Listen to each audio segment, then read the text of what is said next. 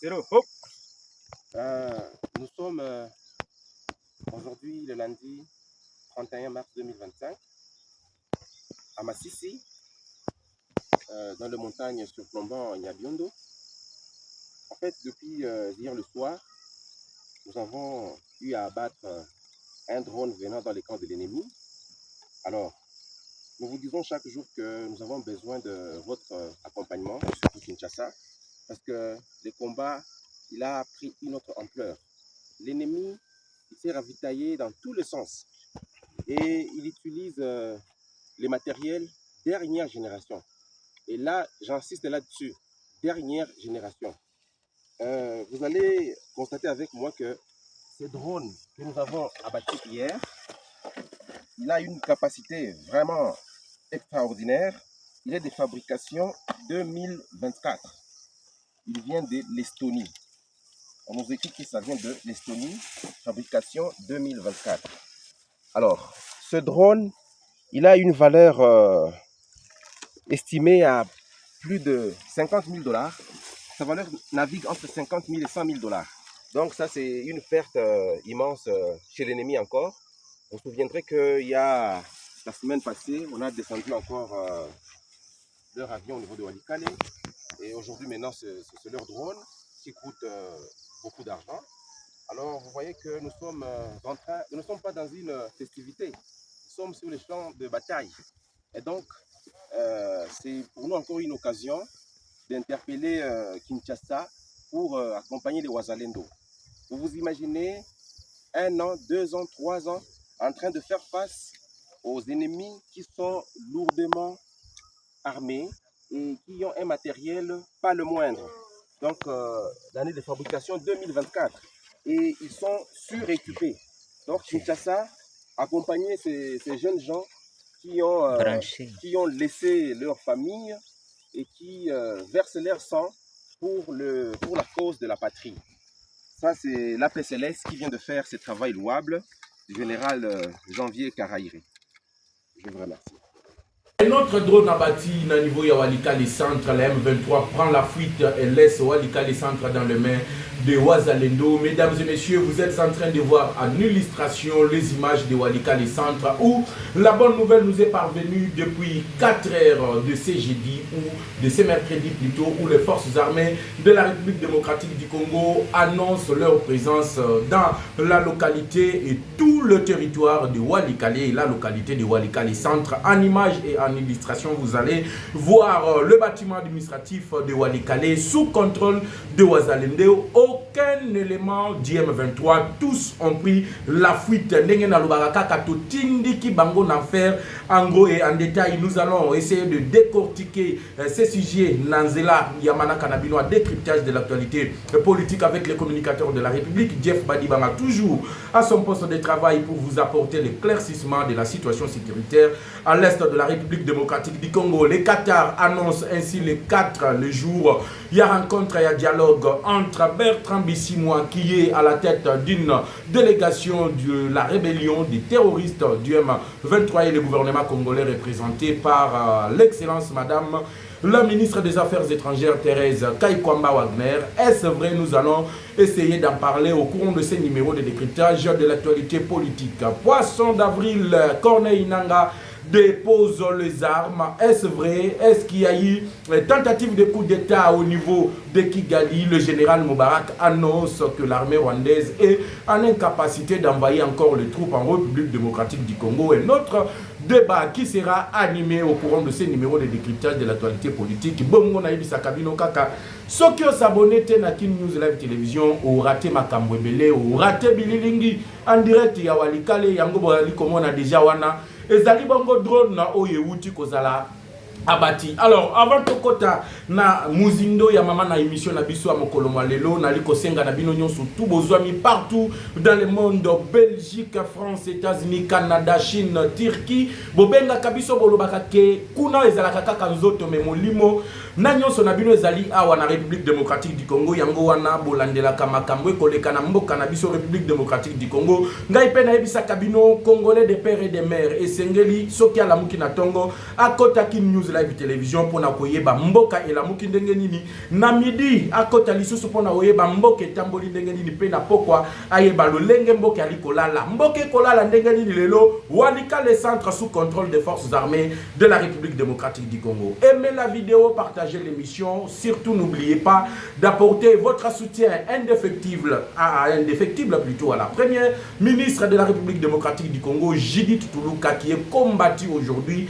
pour la action ya makasi ali kosala, baluki na corruption ba moniete, baluki na détournement ba moniete, baluki na bureau, bakuti ete akiti na terrain poye ba posa ba congolais ali ndenge ni po pesa bango solution bake ba bambeli bord pona ko révolter ba militaire na ba policier ba teleme la gouvernement qui se kedi alors ka utaki ko doubler salaire na bango bande kwa poto ba lobby yebisa biso ba doubler salaire et comme na montaboni na liko yebisa bino que ba o ba ko bunda bazali na prime ya $500 et ceux qui sont là ba o bazali ko zo 400,000 et comme bongo 800,000. Ce n'est pas notre sujet.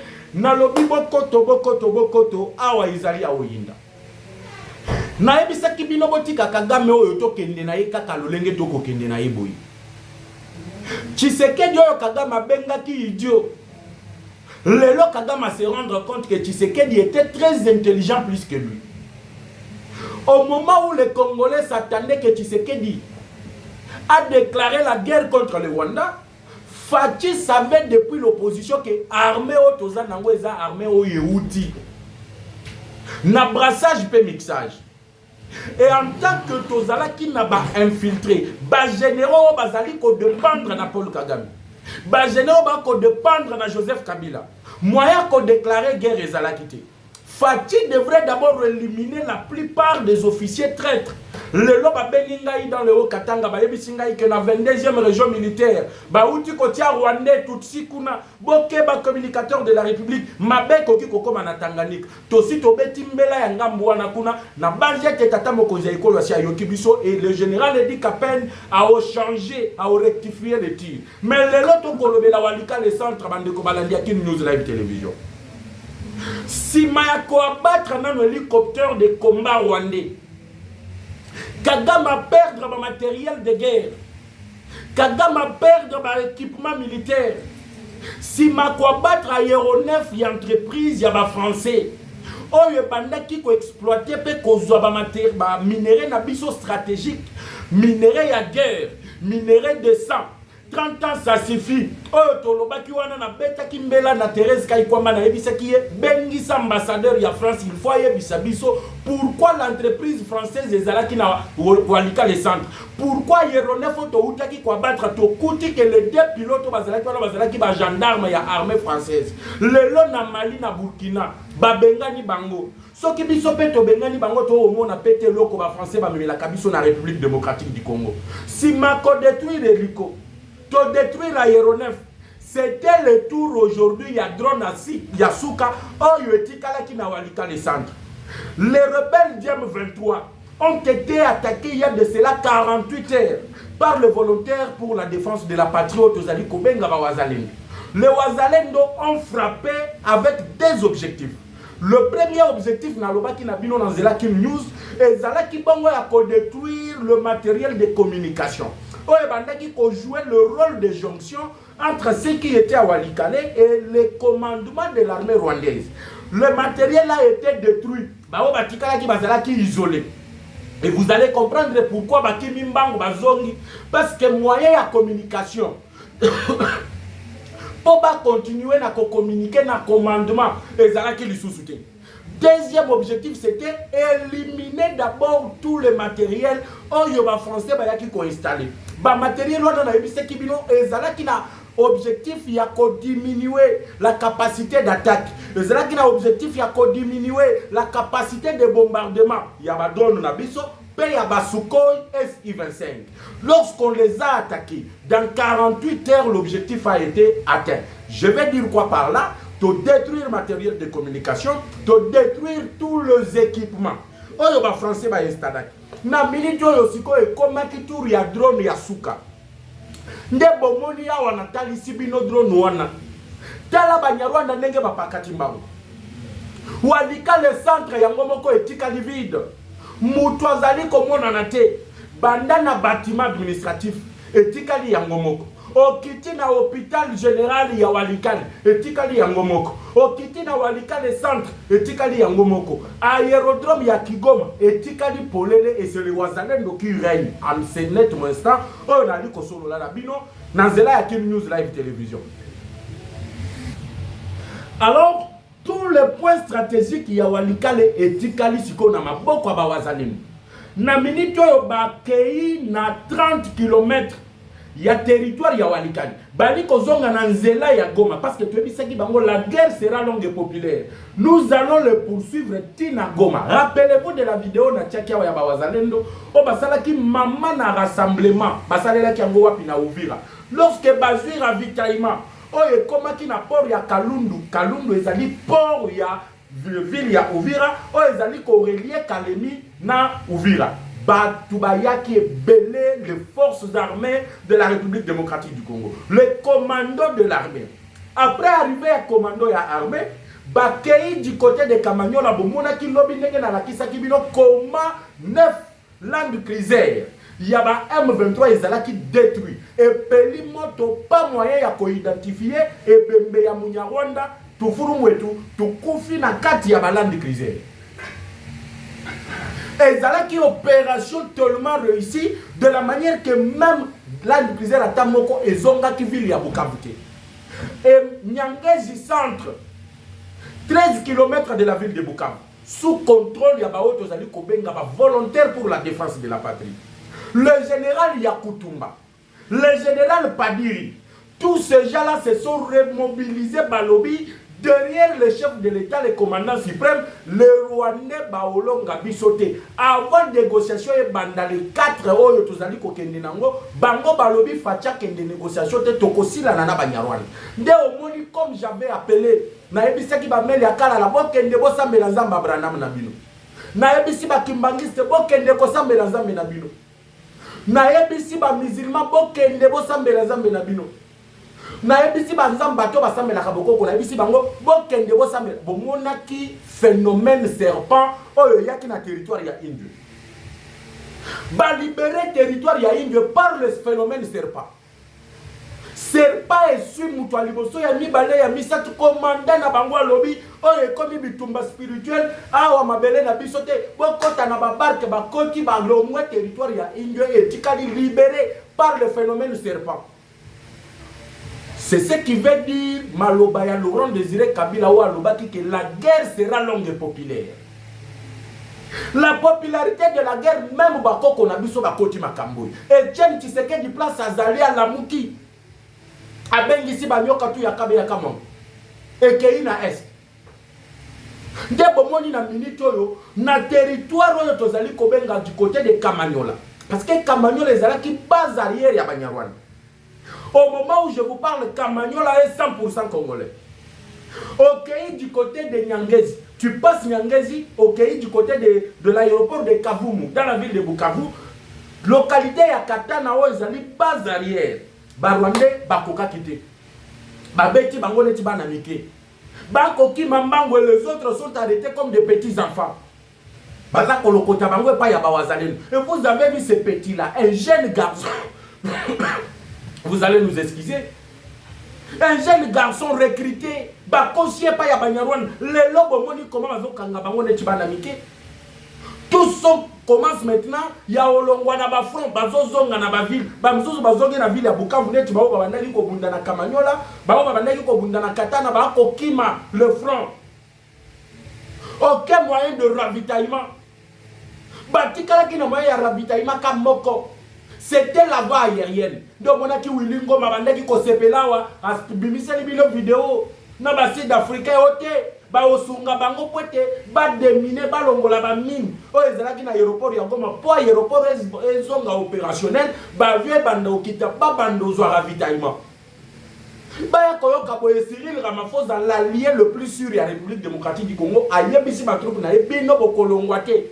Bo olongwaka ka mukolo yo M23 olonga ville ya Goma. Parce que, oh, oyo babandaki na walikale wana l'unique voie de ravitaillement batali boye aérodrome ya Kigoma babeti yango milinge mati bakufi ba aérodrome kufi batali boye ba aéronef bapanzi ba hélico de combat ebomani na bato bandaki kokumba ya bango bato bandaki kokumba yango aussi même bato ba matériel ya sécurité o ezalaki installé wana babomi yango pa ya bawazalendo matériel de communication babomi yango et maintenant il n'y a plus moyen ya baya ko ravitailler bango et qu'est-ce qu'il leur reste babandi kozonga sima balobi awe kosimba lisusu te na Rwanda kuna nazwa bisabino dans quelques jours 48 heures to ezali koya peut-être un coup d'état s'annoncera au Rwanda parce que le général Moubarak azali komona makambo Kagame ali kosala ezali lisusu malamu te. Rappelez-vous que l'armée rwandaise ezali na kati ya ko travailler na kati ya Mozambique.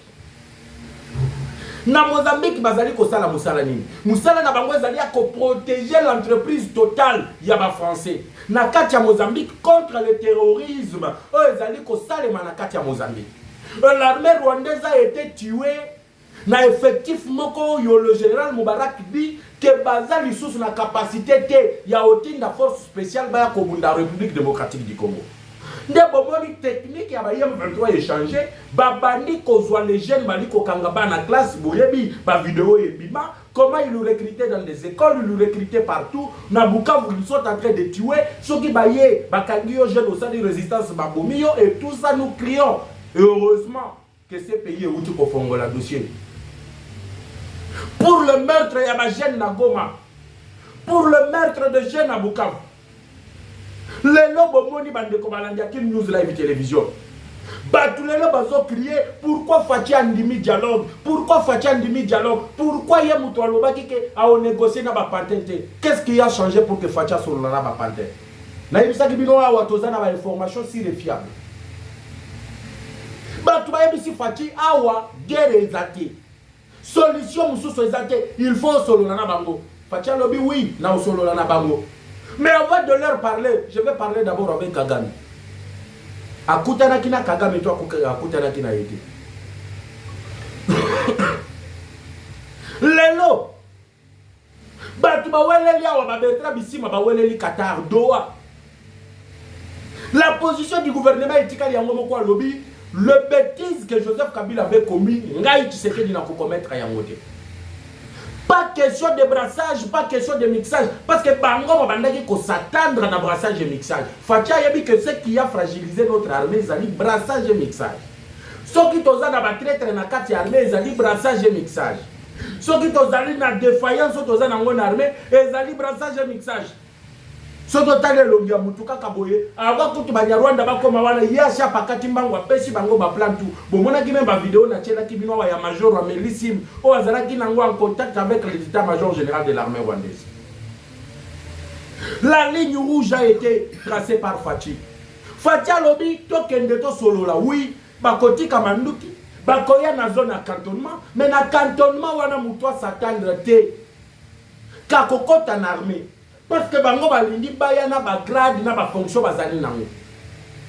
Leur réclamation de base des années, base à 43% ya poste de commandement na armée na biso. Nani a ondima ke ba tutsi bazali komi benga na bazali minoritaire. Baya kozwa 43% ya poste ya commandement dans un pays vaste comme la République démocratique du Congo. Et d'autres choses qu'ils nous réclament, il faut base à la Kakana, Ituri, Nord Kivu, Sud Kivu, la province de Maniema. Pourquoi ils veulent toujours être au commandement dans la province ouane? Or, le loto yebi déjà, comment est-ce que Makambo est comme Libiso et comme Libiso et comme Libiso parce que ce sont ces gens-là qui commandent là-bas. Fatia Bandiko changé, Azo changé, Malembe Malem, Lelo Oyo, la peine de mort, ezali pour ces officiers-là. Bon, moi, le gouverneur, le vice-gouverneur, mais policier, oh, Yakimaki Goma. Il y a qui Goma et Goma cimetière. Pour le Rwandais, il y a beaucoup à voir Rwandais, il y a beaucoup à Kimi Mbang. Il y a beaucoup de Kobalandi qui nous la télévision. Ça a été un plaisir, il y a Ola Kisabino. Comment est-ce qu'ils ont été frappés?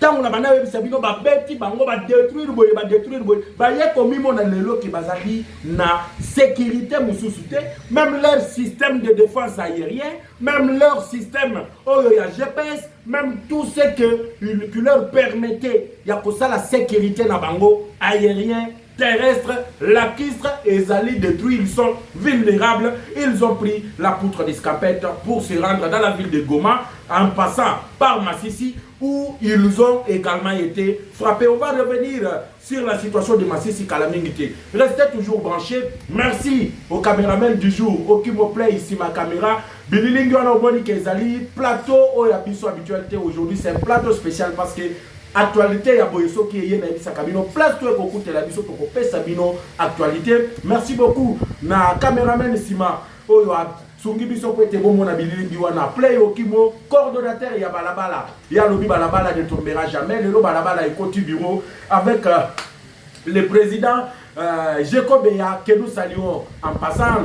Salutations na général Alamba au Bengi force d'attaque Martin to pesi bino nyonso mbote parce que vous allez soutien ya makasi JC Kuna le grand cuisinier mbote na yo mbote na ba congolais tout bisika tout bozwami esengo to kutena bino kala minute. Ciao.